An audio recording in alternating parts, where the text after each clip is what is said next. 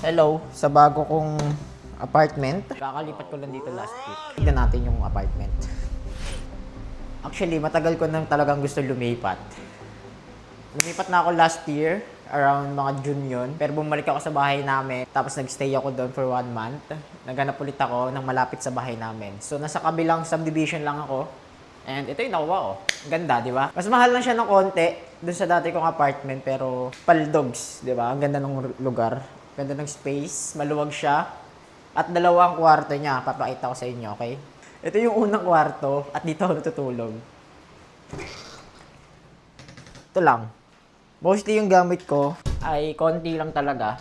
Ang mabibigat ko lang nadala is yung sofa bed, yung PC ko, tsaka yung ref. Papakita ko sa inyo ngayon yung buong kwarto. Medyo magulo pa pero all goods na yan.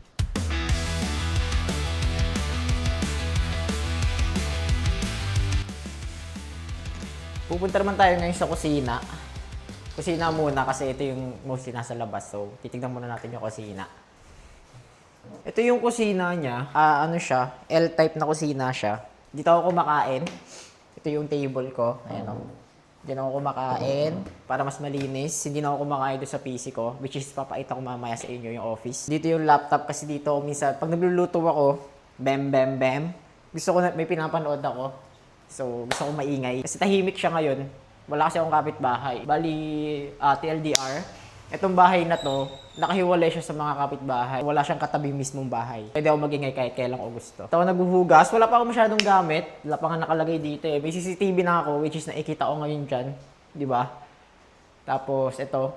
Mga gamit ko sa bag. Sa pag-hike, kapag nagta-travel ako nandyan, sombrero, parang lagay siya, sabitan siya ng sombrero kasi wala lang, hindi ko na siya dinala. Ayoko din magbutas dito sa apartment to kasi ang ganda niya, maganda yung apartment. Helmet, pang motor, yung bigas pa konti na lang. Itong bigas na to, binili ko pa to yung pagkalipat ko last week. Hanggang ngayon, di pa rin ubos oh. Kita niyo yan? Di ba? Grabe. Yun. So, ayun. Next, tignan natin yung balcony. So, ito yung balcony niya.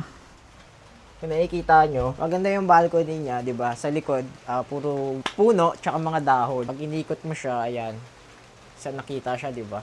May daanan dyan, sarado ngayon yan. Hindi siya binubuksan, nakalock siya kasi para Pero may aso dyan sa katabing pinto. May aso dyan. Para kung sakali may umakyat man, may aso na nakabantay. So, ba't ba ito nandito?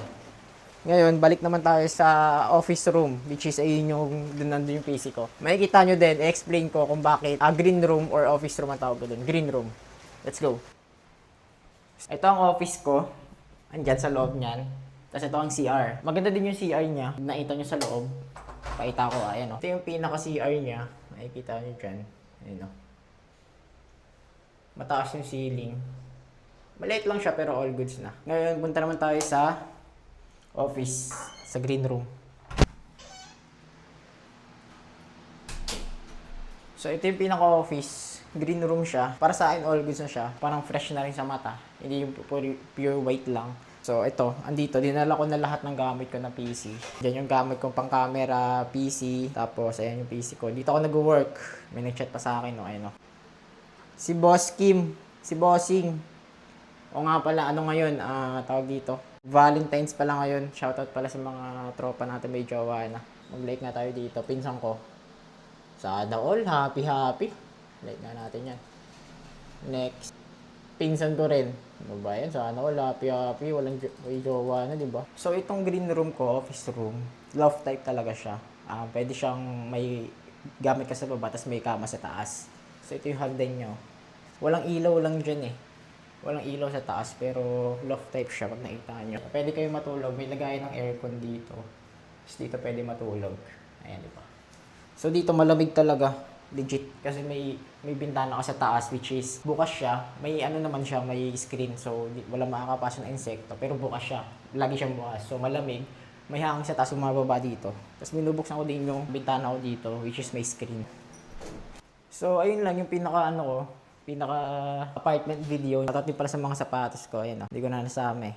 Mga sapatos ko ngayon, sobrang dami. Wala pa lang akong lagayan. Bumili pa ako, hindi pa dumadating. So, may bago akong sapatos, matagal na yan, yung Adidas. Ito carbon plated to na Puma, kakabili ko lang yan. May pang hike, may pang hike shoes ako, sandals, pang hike. Tapos mostly dito, pang running to. pamporma, running, pamporma NB 530, pang running, tapos pamporma din. Ito sandals pang motor, itong itim. Pang motor yan. Ilang yung pinaka new apartment video ko. Shoutout sa mga tropa ko na nanonood sa akin, kahit ewan ko kung nanonood ba talaga sila. Like nyo na lang, no? I-like nyo to. Tapos, sana happy kayo. Gusto ko pumunta sila dito eh. Inaaya ko sila eh. Naghihintay pa lang kami ng papel. Ni Prix, which is, may bago siyang motor, Honda Click. Galing, proud ako sa'yo, Prix. Hintayin natin yung papel mo, punta kayo dito. Tapos, pwede na kayo matulog. Pwede maglatag dyan, pwede matulog doon sa taas ng loft type. Mag-flashlight na lang, or dito sa kwarto ko, tabi-tabi tayo. Ganun yung mangyayari. Sila Kenneth din. Punta kayo dito kapag may time kayo. Sila Heaven. Salamat po sa mga nanonood sa akin.